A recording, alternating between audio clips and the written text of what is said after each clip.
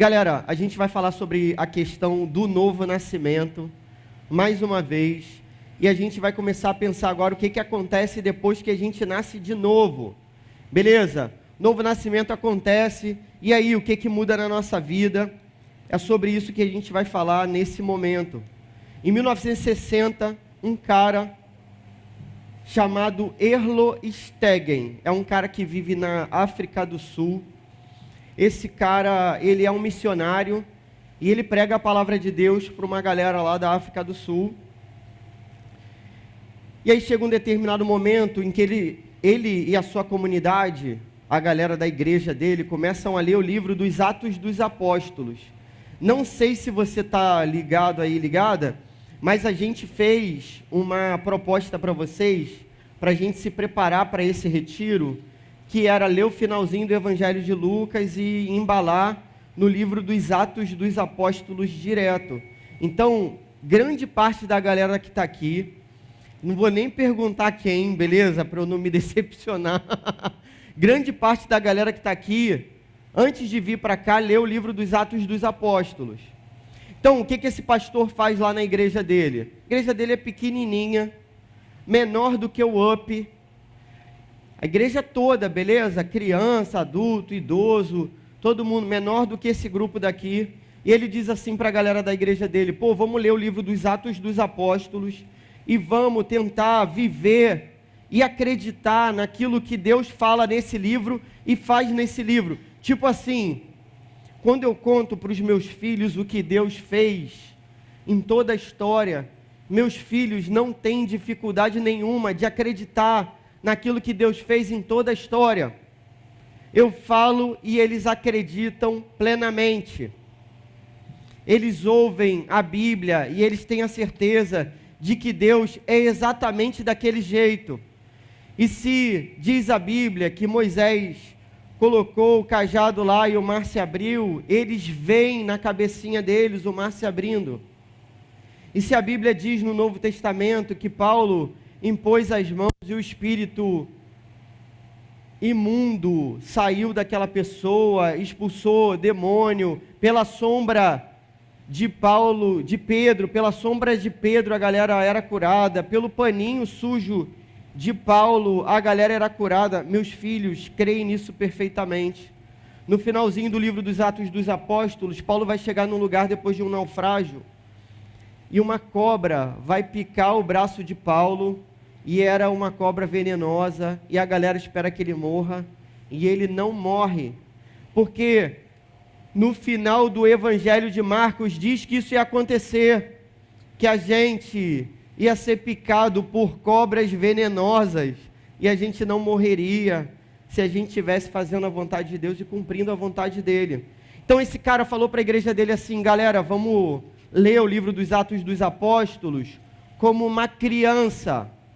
A gente vai ler e vai tentar acreditar em tudo que está escrito ali.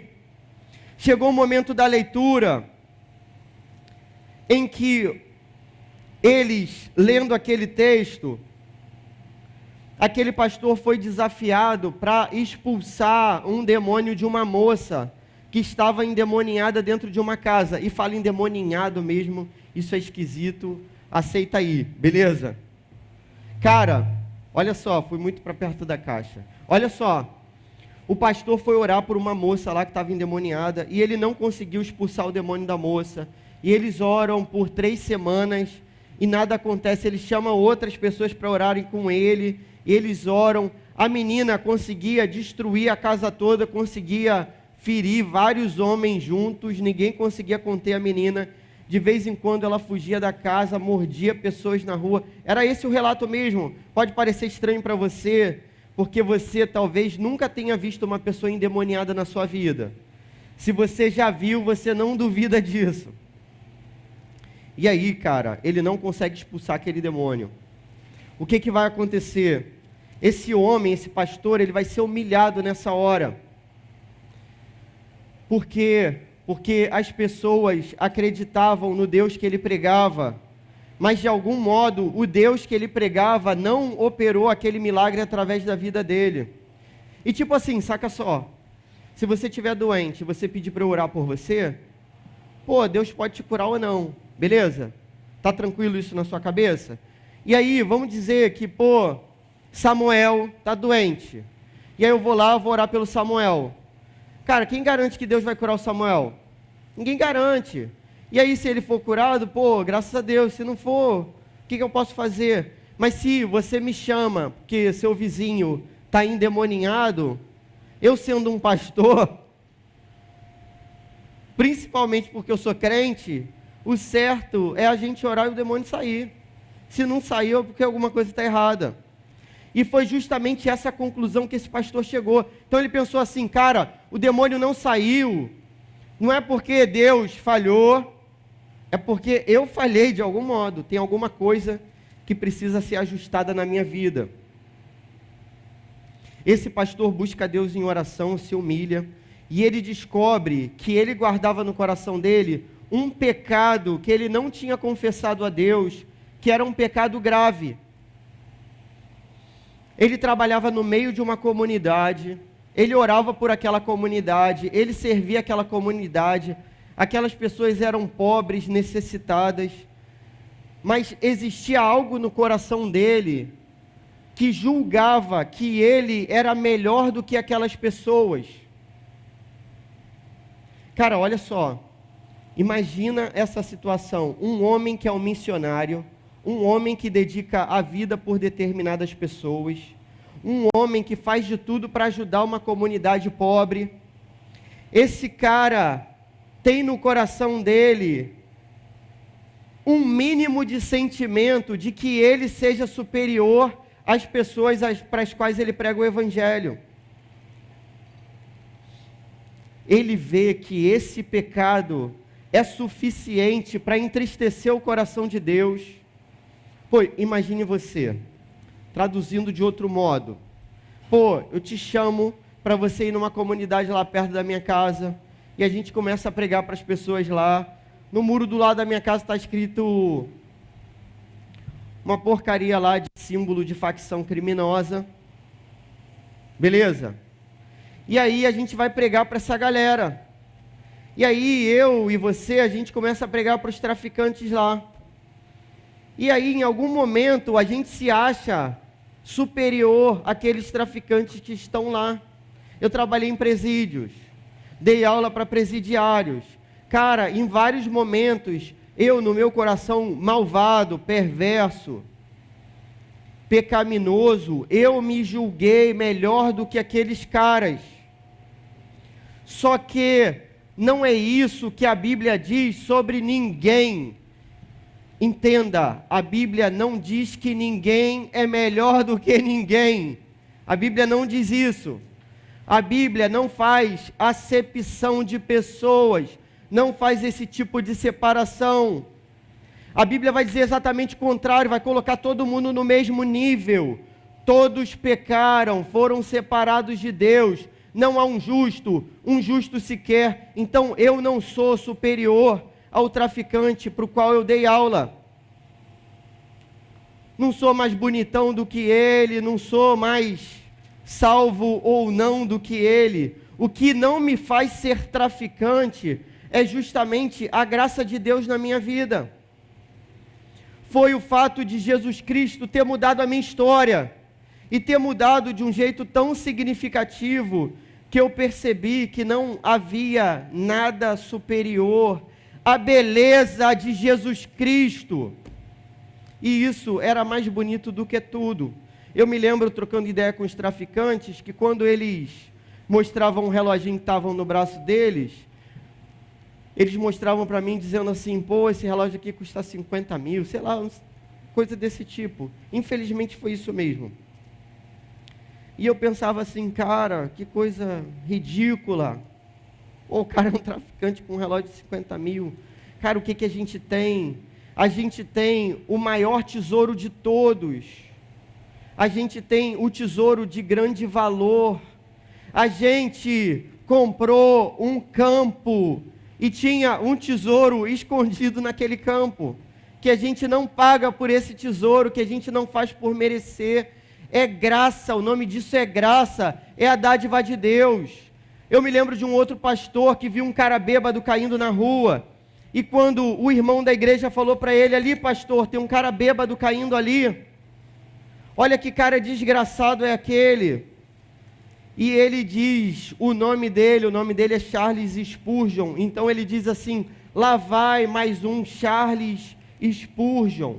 E o Charles Spurgeon era o maior pregador de todos.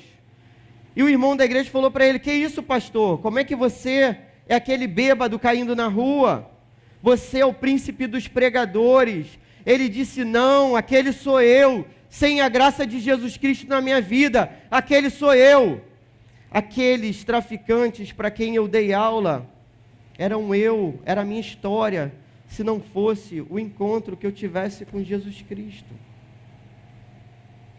Quando o Stegen, lá na África do Sul, ele percebe que há um traço no coração dele, que acha que ele é melhor do que as pessoas para as quais ele prega o Evangelho, ele entende que esse pecado é terrível diante de Deus, e ele entende que ele precisa confessar esse pecado para aquelas pessoas.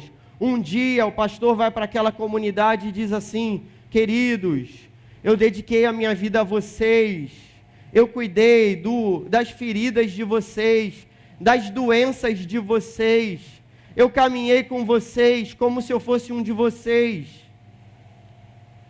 mas no fundo do meu coração, eu me achei superior a vocês, eu achei que a minha vida valia mais do que a vida de vocês, e por isso eu peço perdão para vocês nesse dia.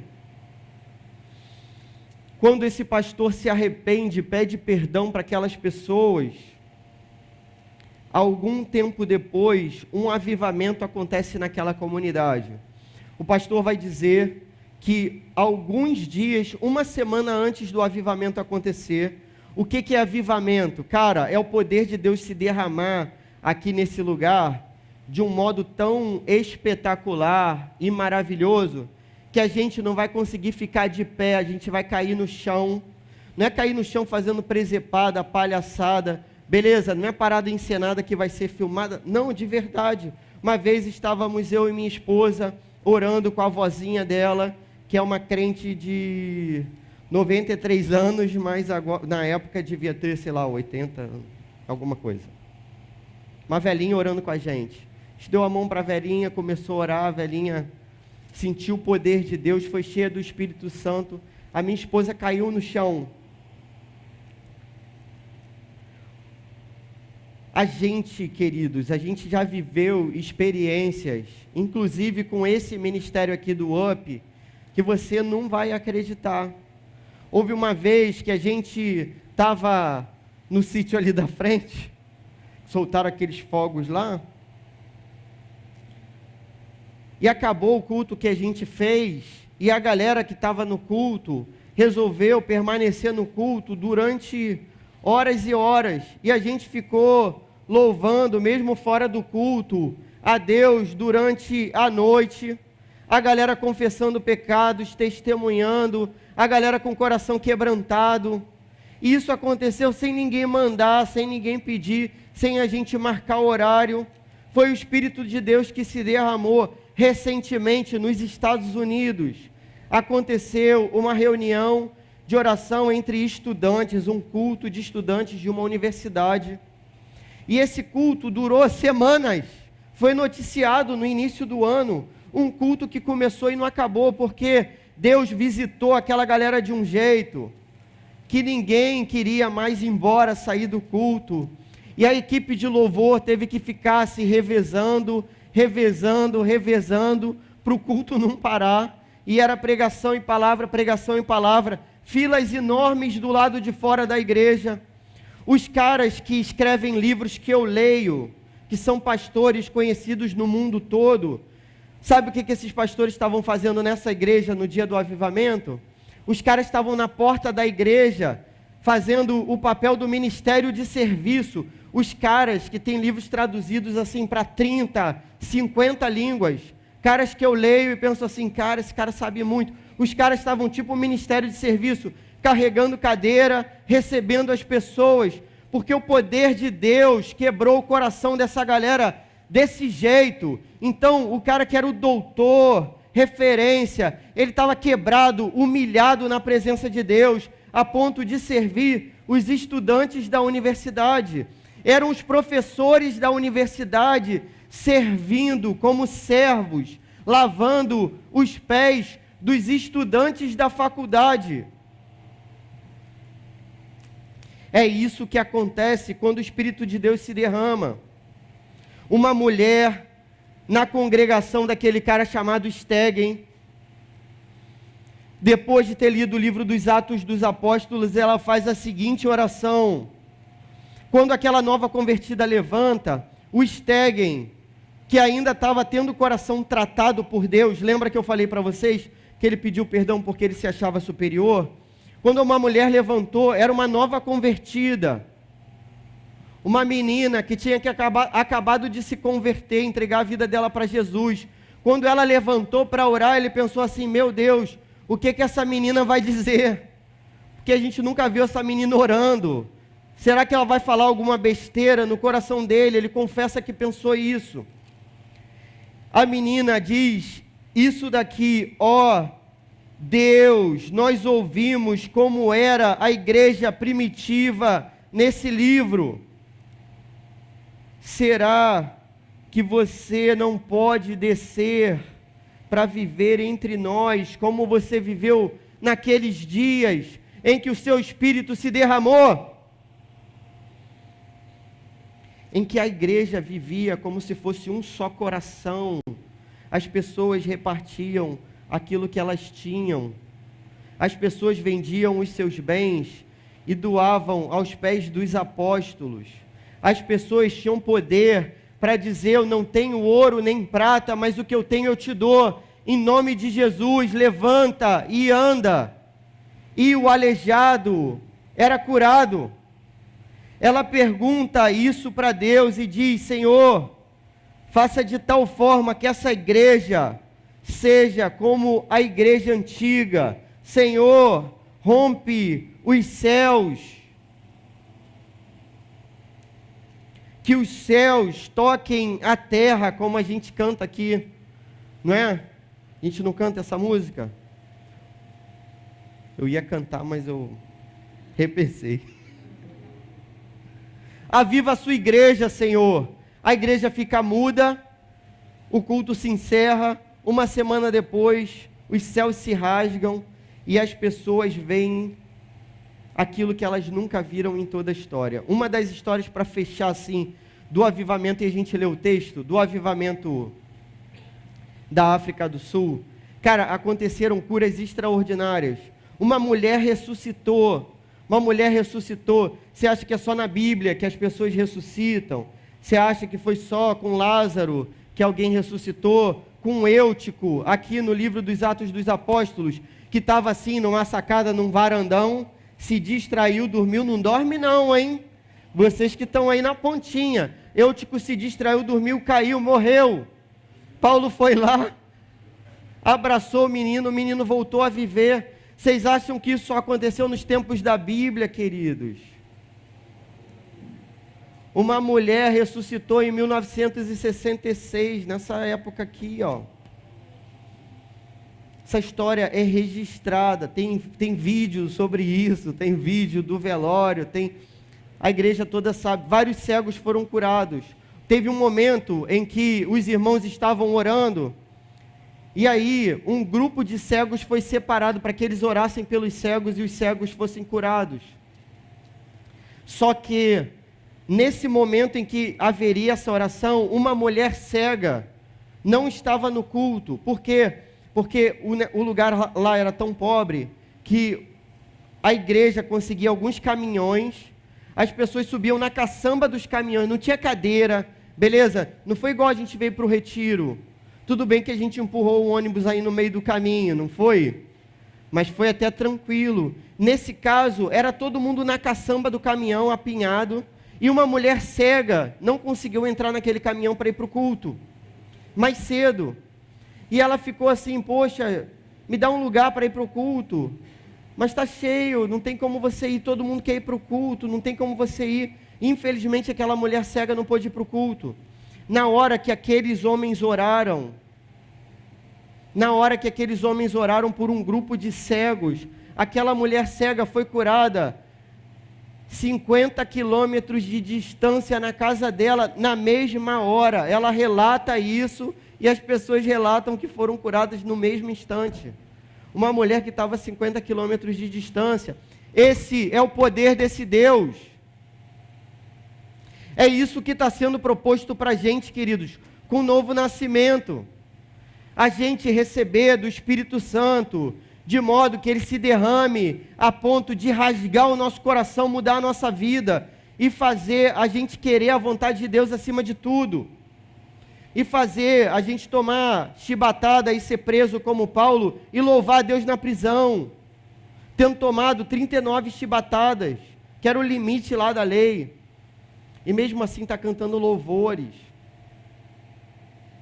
Diz o texto então, ó, 2 Crônicas, capítulo 7, verso 14.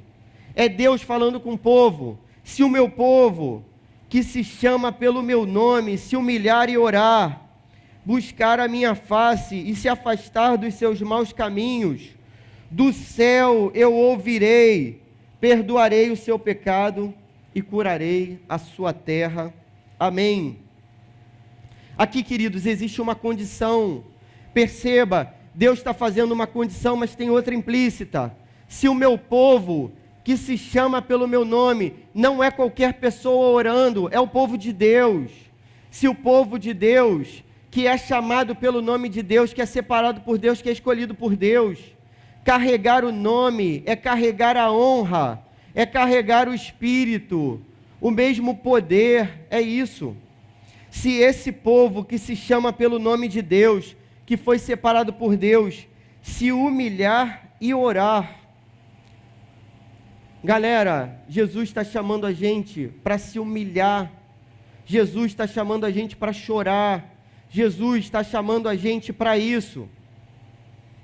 Não é para a gente se alegrar em todos os momentos, mas é para que antes do momento de alegria, haja choro sincero no nosso coração, de modo que a gente se arrependa do nosso próprio pecado. A gente precisa olhar para o pecado como algo tão terrível, tão sujo, tão ofensivo a esse Deus Todo-Poderoso, que a gente se ajoelhe e peça perdão de todo o coração e a nossa vida se transforme de verdade. A lição que esse texto traz para a gente, e a única, é essa, para você anotar: Deus se revela aos que se humilham e oram. Perceba como o texto está construído. O texto não está dizendo assim, se o meu povo que se chama pelo meu nome se humilhar, vírgula, orar, vírgula, buscar a minha face e se afastar dos seus maus caminhos. Eu coloquei uma vírgula aí, não tem. O texto é assim, olha só, galera, eu sou professor de português, saca essa parada. O texto é: se o meu povo que se chama pelo meu nome se humilhar e orar, vírgula, confessar os seus pecados e se afastar dos seus maus caminhos. São duas ações aqui, com 4 colocações diferentes, 4 subdivisões. A primeira é se humilhar e orar. Não adianta só você orar. Se você orar sem se humilhar, não vai adiantar nada. A condição é o povo se humilhar e orar ao mesmo tempo. Tem que ser uma oração de humilhação. É isso que Deus está pedindo para o povo dele, que o povo ore se humilhando. No mundo antigo existia um ritual para você se humilhar. O ritual era o seguinte: você rasgava a sua roupinha, para mostrar que você veste roupas rasgadas, você se descabelava, arrancava seus cabelos, já fiz essa parte. Você pegava terra, jogava na cabeça para ficar sujo, e aí todo mundo olhava para você e pensava ali: ó, que ridículo. Você se humilhava diante das pessoas, para você mostrar para Deus: Deus, eu estou me humilhando diante dos outros, porque eu quero que você olhe para mim. Eu não sou como eles, que não estão te buscando, que não estão fazendo nada. Não, eu estou aqui querendo a tua presença. No entanto, no livro de Joel, Deus vai dizer o seguinte para o povo: olha, vocês estão rasgando a roupa de vocês estão jogando terra na cabeça, vocês estão se descabelando, mas eu não estou ouvindo nada que vocês estão falando. Vocês estão orando e isso não adianta nada. Por quê? Porque o que tem que ser rasgado é o coração. Galera, Deus está chamando a gente para uma mudança de vida que não seja na aparência, beleza? Você pode ter maior cara de crente, você pode ter maior jeito de crente, você pode parecer crente pra caramba, mas Deus está olhando para o seu coração, para o fundo do seu coração, e está querendo encontrar o arrependimento genuíno. Você tem que olhar para o espelho, e você tem que ver no espelho o seu próprio inimigo. Por quê? Porque quem está diante do espelho é o inimigo de Deus. Quando a Bíblia diz que nós somos inimigos de Deus, a Bíblia não diz que somos inimigos. A Bíblia diz que nós somos o inimigo de Deus, o inimigo, com artigo definido. Isso é muito mais importante e mais grave. Quando eu me olho no espelho, queridos, eu vejo o inimigo de Deus no espelho. A minha velha natureza está ali o tempo todo. E aí, quando eu me olho no espelho dessa maneira, o meu sangue no joelho serve para me lembrar que as coisas que eu ouço no meu coração são vozes que eu preciso apagar para que seja feita a vontade de Deus na palavra dEle. Porque geralmente o que fala ao meu coração é a minha vaidade, é a minha prepotência, é a minha arrogância, o meu egoísmo, é tudo para mim. Então, quando eu vejo esse inimigo se levantando a cada dia contra Deus, eu preciso colocar o meu joelhinho no chão. Quando ele está doendo, eu me lembro que eu preciso me converter, eu preciso ter o coração rasgado, eu preciso me humilhar diante de Deus, eu preciso ter uma vida limpa. Há inimigos que são difíceis de serem vencidos. Por exemplo, o diabo, aquilo que a gente chama de mundo, e se você é de fora, está chegando agora e já está dos de dentro aqui, mas você ouve esse negócio de mundo, fica boladão. O que é isso, mundo? A gente está fora do mundo, não é isso? Mundo é todo o ensino que é contra Jesus Cristo. Isso é o mundo, o ensino contra Jesus. A gente tem um inimigo que é o diabo, a gente tem um inimigo que é o mundo, mas o pior de todos somos nós, a nossa própria natureza. O diabo, a gente diz, aparta-te de mim, e ele vai embora.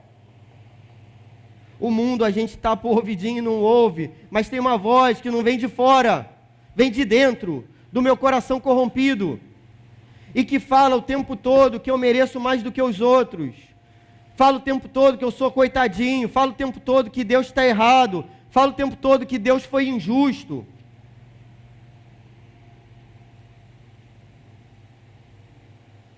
Esse é o papel da fé na nossa vida, irmãos. A gente tem que crer que, apesar de nós mesmos, Deus pode mudar o nosso coração, de modo que aquilo que um dia serviu para as obras do mal, das trevas, agora podem ser usadas pelo Espírito Santo de Deus. Nós conhecemos uma pessoa que era um traficante, que ficou preso num presídio chamado Pampulha. E agora essa pessoa está livre. O inimigo está no espelho. Vou fazer igual o Daniel. Cadê? Nosso rapper. Beleza? Vou mandar um rap aqui agora.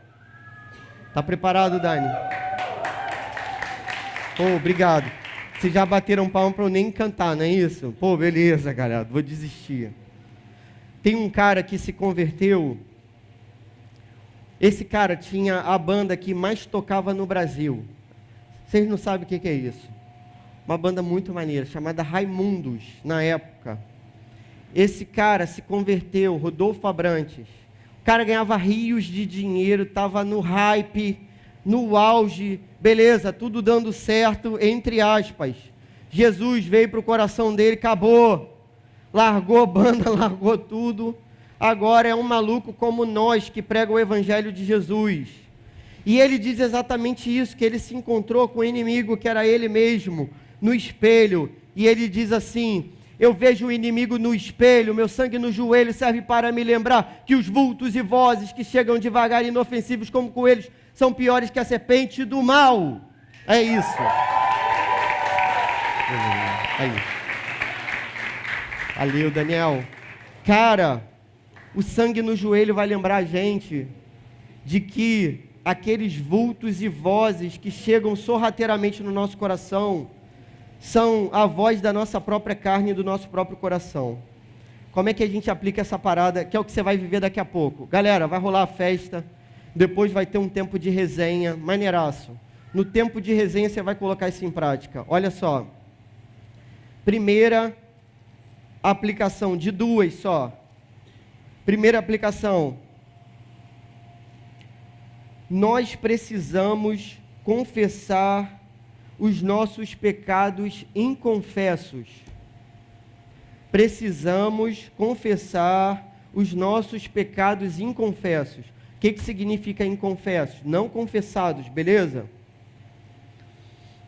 O que Jesus está te chamando para esse momento aqui de culto e de up camp, para que você examinar o seu próprio coração, assim como eu examinar o meu próprio coração, e a gente ter a capacidade de, como esse pastor que confessou que se achava superior aos outros, a gente ter a capacidade de fazer isso, confessar os nossos pecados inconfessos. Você luta contra um pecado recorrente na sua vida? Talvez você não tenha sido curado, porque você nunca confessou esse pecado para o seu líder, para o seu discipulador, para o seu pastor. Consegue entender? Tiago vai dizer para a gente que se a gente quer ser curado, a gente tem que confessar o nosso pecado. Você quer ser curado desse pecado que você comete sempre? Aquele mal que você acha que você não consegue resistir? Você acha que é impossível parar de mentir? Você acha que é impossível parar de acessar todo tipo de promiscuidade, pornografia, parar de fazer sexo antes do casamento? Você acha que é impossível fazer isso? Para Deus, nada é impossível. Quando os discípulos olharam para um caso de uma pessoa que eles achavam que ia ser salva, e Jesus diz que ela não vai ser, que é o jovem rico, pregado hoje de manhã, os discípulos dizem para Jesus: Senhor, então quem que vai ser salvo? Jesus diz: para os homens é impossível, mas para Deus nada é impossível, nada é impossível para Deus. Irmãos, vocês estão entendendo o que eu estou falando? Você pode ser encontrado pelo Espírito Santo de Deus, de modo que sua vida seja transformada para sempre. Existe algo muito mais valioso aqui do que qualquer tipo de riqueza. Recentemente, eu vi a notícia de que o Mark Zuckerberg tinha criado uma outra mídia social e ele tinha ganhado sei quantos bilhões em 2 dias. Já perdeu tudo de novo, beleza? Que a mídia dele está caidona. Quando eu li a notícia de que aquele garoto, aquele rapaz, aquele jovem, tinha conseguido sei lá quantos bilhões, eu fiquei triste por ele. Pensei, meu Deus, será que no meio de tantos bilhões ele vai conseguir ver a beleza de Jesus Cristo? O maior tesouro está entre nós, irmãos. É a presença de Jesus. Talvez o que te impeça de ver essa presença seja o pecado que você nunca confessou. Experimente confessar o seu pecado para uma pessoa da sua confiança, não é para qualquer um, beleza? Para o líder da sua célula, aqui no retiro. Procure essa pessoa. Se acerte com aqueles que você está cheio de treta, marra, problema, briga, picuinha, sei lá o quê. Você tem mais algumas horas para você acertar a sua vida diante dessas pessoas, pedir perdão.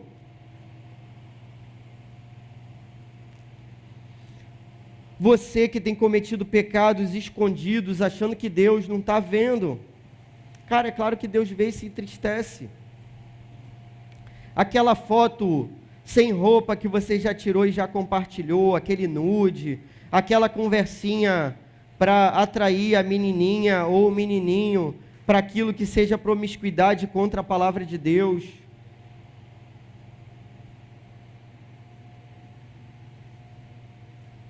A gente precisa abrir mão de uma vida de pecado para que a gente viva aquilo que a Bíblia espera que a gente viva.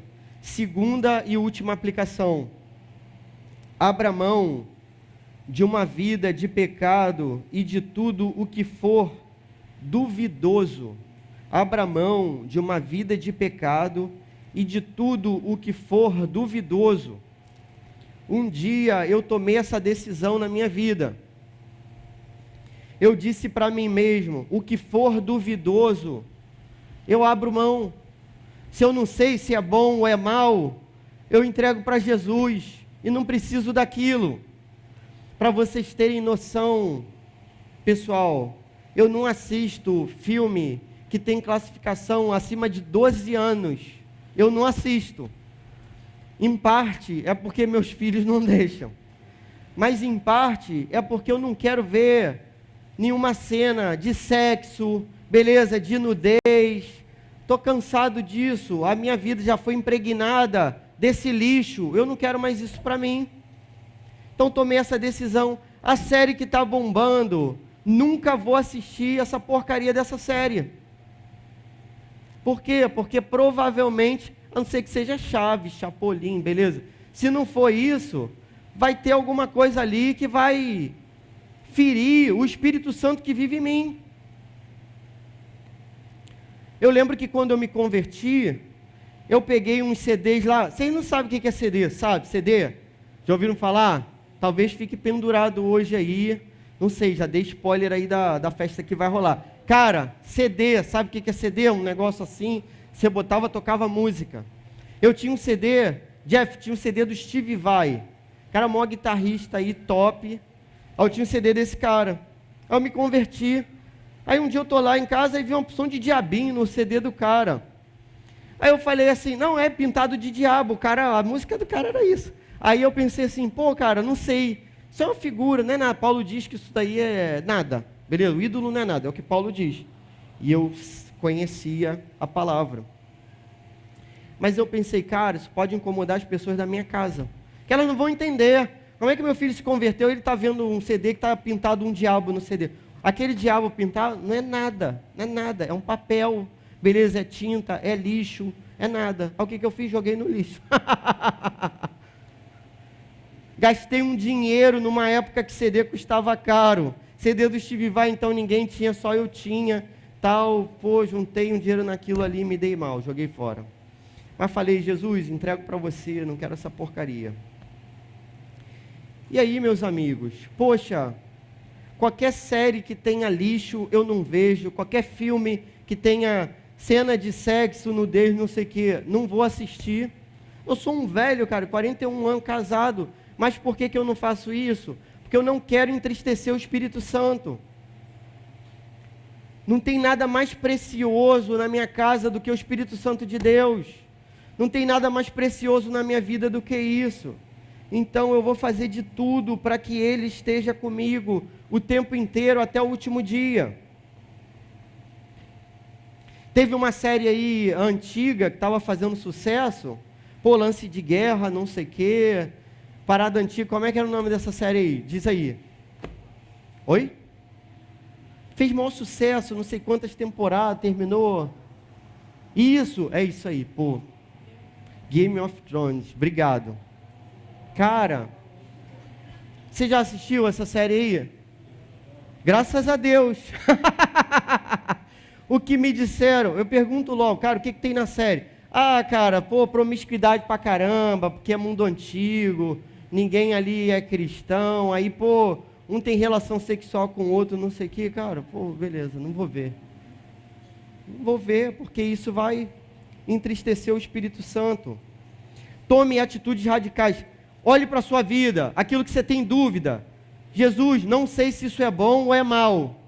Não tenho como saber, não consigo saber. Joga no lixo, tira isso da sua vida.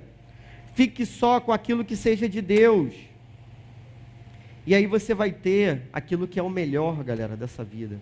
Entenda, pessoal, a gente está propondo aqui para vocês, não uma escolha entre duas coisas que têm o mesmo valor e você perder muita coisa. Não, nunca foi assim.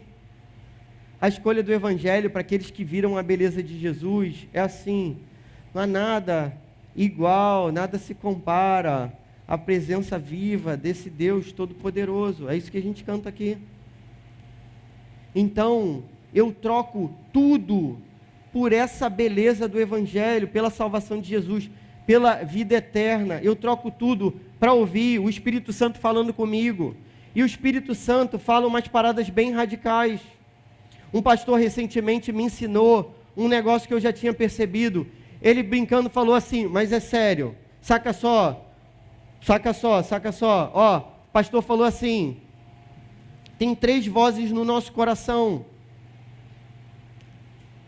Uma voz é a voz do diabo, outra voz é a voz da nossa carne, outra voz, se você nasceu de novo, é a voz do Espírito Santo.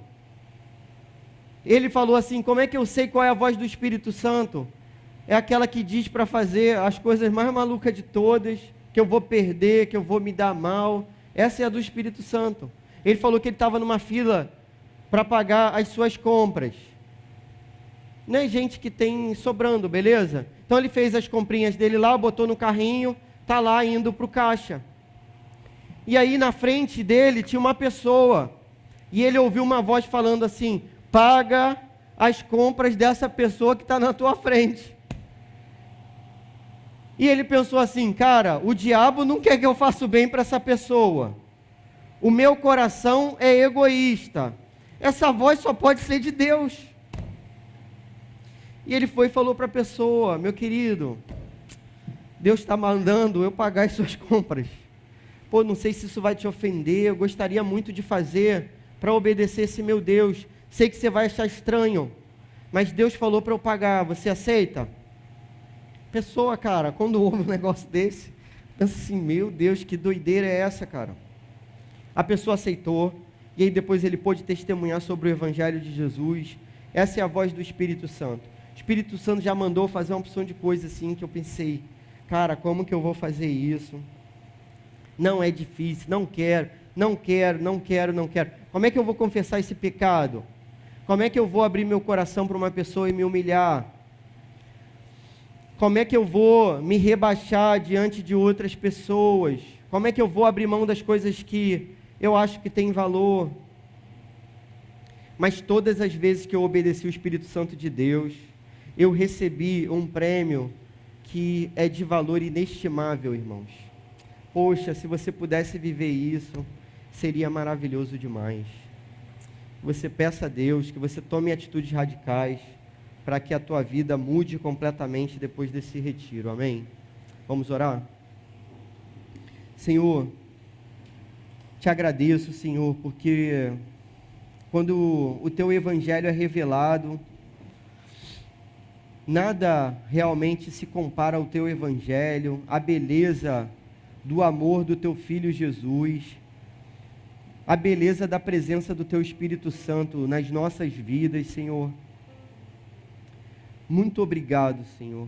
Poderia ter vivido uma vida buscando qualquer tipo de sentido que não faria sentido nenhum, que não preencheria vazio nenhum no meu coração.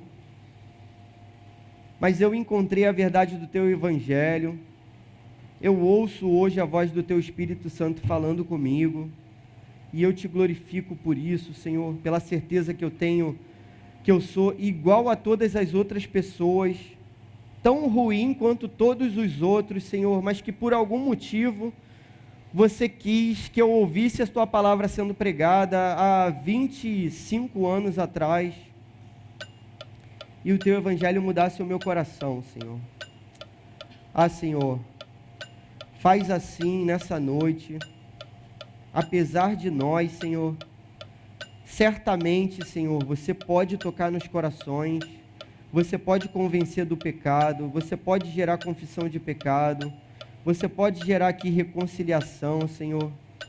Você pode fazer com que as vidas desses adolescentes apresentem mudanças radicais, Senhor, para que eles fujam da aparência do mal, para que eles estejam pertinho de você. Eu peço que seja assim, Senhor, por favor. Em nome de Jesus, amém.